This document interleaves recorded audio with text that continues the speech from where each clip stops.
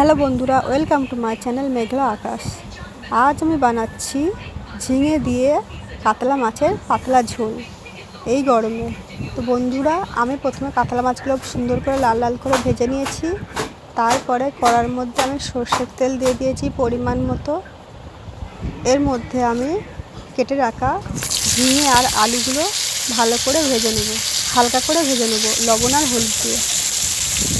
ঝিঙেগুলো আমি লম্বা লম্বা সাইজ করে কেটেছি, আপনারা চাইলে ডুমো ডুমো করে কাটতে পারেন।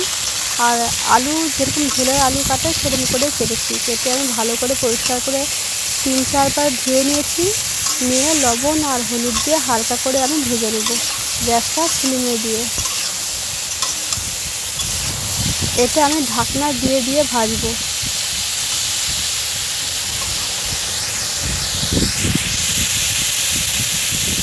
তো বন্ধুরা, পুরোপুরি ভিডিওটা দেখুন, এই ভিডিওটি আপনাদের অবশ্যই ভালো লাগবে।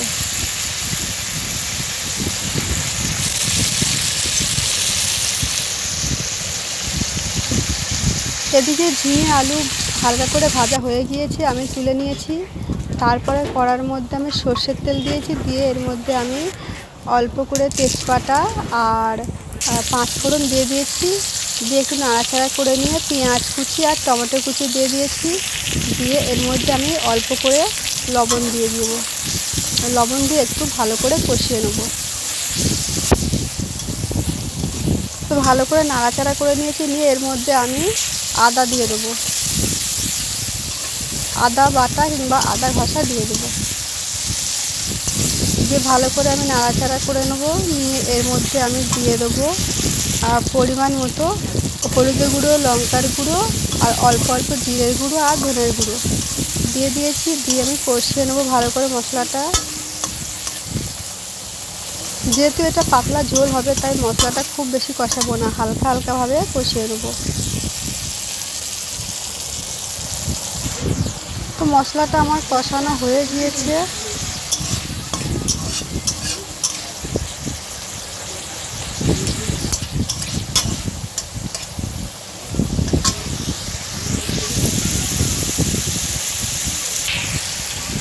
এরপরে এর মধ্যে আমি পরিমাণ মতো চিনি দিয়ে দেবো, হালকা করে চিনি দেবো। যেহেতু ঝিঙে মিষ্টি আছে, তাই অল্প করেই চিনি দিয়ে দেবো।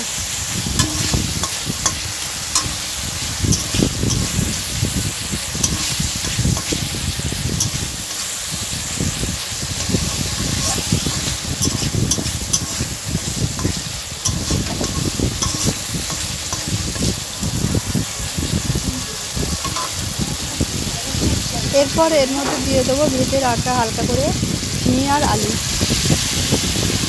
তো বন্ধুরা, আমি ঝিঙে আলুটা দিয়ে দিয়েছি। দিয়ে ভালো করে আমি খুন্তি দিয়ে নাড়াচাড়া করে নেব। ভালো করে নাড়াচাড়া করে নেব যাতে মশলার সাথে খুব ভালো করে মিশে যায়।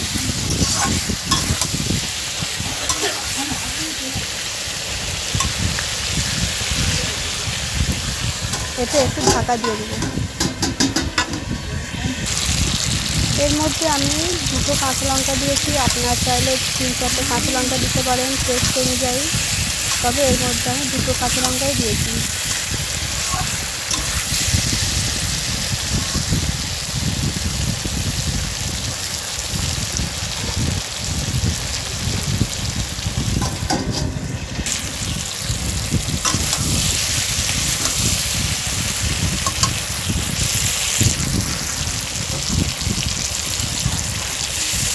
এর মধ্যে আমি জল দিয়ে দেবো।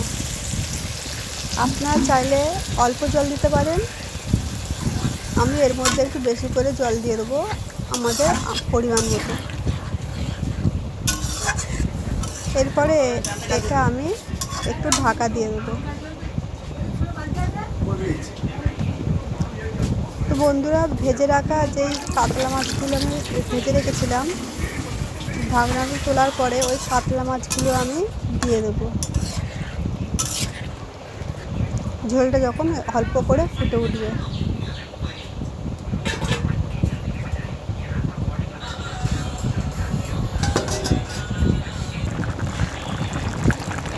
ভেজে রাখা কাতলা মাছগুলো আমি দিয়ে দিয়েছি। ঝোলটা ভালোই ফুটছে।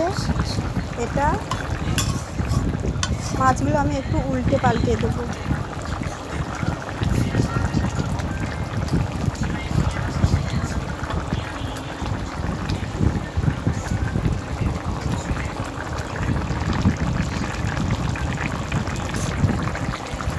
বন্ধুরা, আমি মাছগুলো উল্টে পাল্টে দিচ্ছি।